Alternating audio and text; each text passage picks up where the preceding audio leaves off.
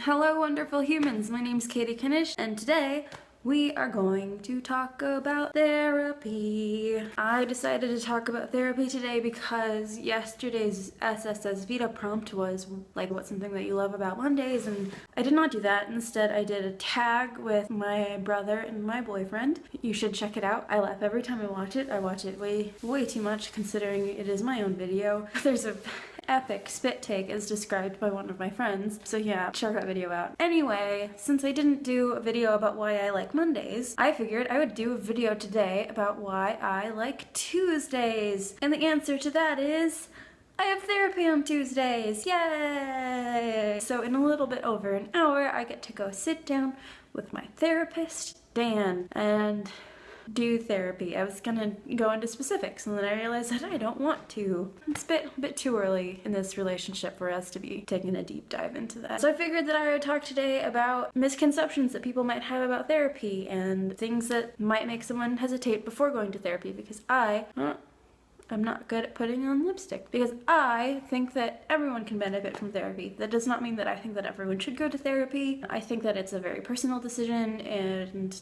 if you think that you could benefit from it, give it a try. First thing is the idea that your problems aren't bad enough for you to be in therapy. And I can relate to this, even though I do have crazy amounts of anxiety. That's not fair. That's mean language to myself, and my therapist wouldn't like it. I have an amount of anxiety that negatively impacts my day-to-day life and prevents me from carrying out certain activities that I would probably otherwise do. But despite that, and despite, having a psychiatrist and whatever, I still worry that, like, my problems aren't bad enough for me to be in there. Like, what if I'm taking up space that somebody else who really needs therapy could be taking up themselves? So I'm here to tell you, random person on the internet, your problems are valid. And if you think that you would benefit from seeing a therapist, do it. Common misconception number 2 is that therapists are kind of one size fits all, and if you've had a bad experience with one therapist, fuck it.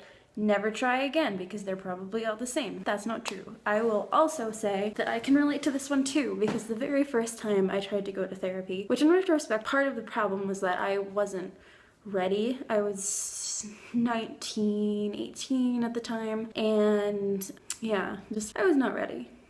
I was ready soon enough. Don't you worry, but I was not ready at that moment. And I remember going to therapy at my university and sitting down with the social worker, and my main memory of that first therapy session and only therapy session that year was that she immediately got this extremely concerned look on her face. Like, I can't even mimic it. Apparently, I can't look concerned. Is that something I should be concerned with?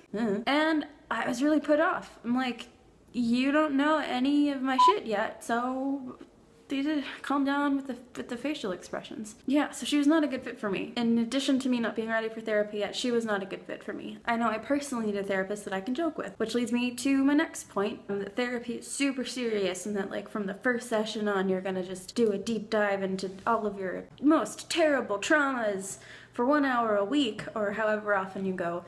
And certainly a lot of therapy is dealing with some dark stuff. A lot of therapy is dealing with trauma. All of us experience trauma. All of us could use a little help to get through it if we so choose. But that's not all it is. Some people use therapy as just a sounding board, somebody who will listen to them and kind of guide them on a good path, help them realize the things that they're kind of already thinking but haven't said out loud to themselves, that sort of thing. Help them recognize certain patterns of behavior that aren't especially helpful to them. That's a lot of what therapy is. And it's not always serious. I've cried in therapy once, and it was because my therapist said something very nice to me, and I don't do well with compliments. The fourth thing is that a lot of people think that therapy is prohibitively expensive, and often that is true, and access to mental health care in the States is not good.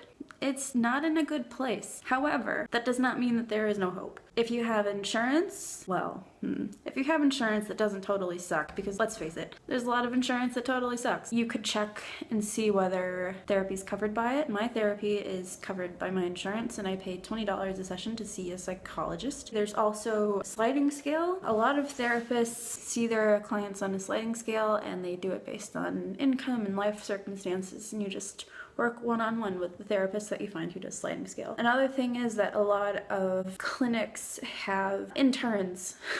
God bless interns who will do therapy at a discounted rate. And I know that that might sound like you're not seeing as good of a therapist. You might not really get that high quality of an experience. However, interns have to be supervised, and they meet with their supervising therapists and make sure that they're doing well with their clients. Another thing is that some people think that they have to be in therapy forever. They're gonna be in therapy. And I know for me personally, I don't really see an endpoint with my therapy just because I am what my boyfriend calls agoraphobic. So I have a lot of symptoms of agoraphobia, and I'm very, very worried that they are going to snowball as I get older, especially since there's a history of that in my family. So I kind of just want to keep going to therapy forever, and that's okay. However, there are some people who can resolve, if they're going to therapy for a specific issue, there are some people who can resolve that within, you know, a couple of sessions, or 8 months, or 3 months. It just depends on the person, depends on the issue, depends on what they want. Another misconception, this might be what, number 6? I don't know, is that you have to do everything your therapist tells you. You don't. Therapy is most often a collaborative process. You work with your therapist to figure out what will best help you. I know that I've had conversations with past therapists that led to us figuring out something that would work better for me because the things that we were doing weren't helping. There's also homework. Homework in therapy.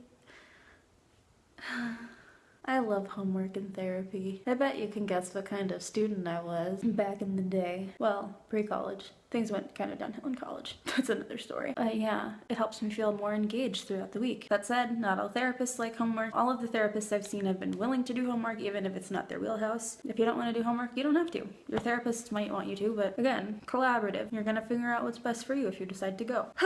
So, those are my thoughts on therapy and why it is wonderful. I definitely credit my ability to function as an adult in large part to the therapists I've had. So shout out to every single therapist I've had. There's a lot more to cover on this topic, so if you have any questions about my own experience, because that's pretty much all I can speak from since I'm not a mental health professional, leave them in the comments and I will address the things that I'm comfortable addressing. I love you. Be sure to check out the video that I did yesterday because I am proud of how it turned out, and I will see you tomorrow for day whatever of VEDA. And subscribe, because there's cool stuff happening. Or stuff happening, at least.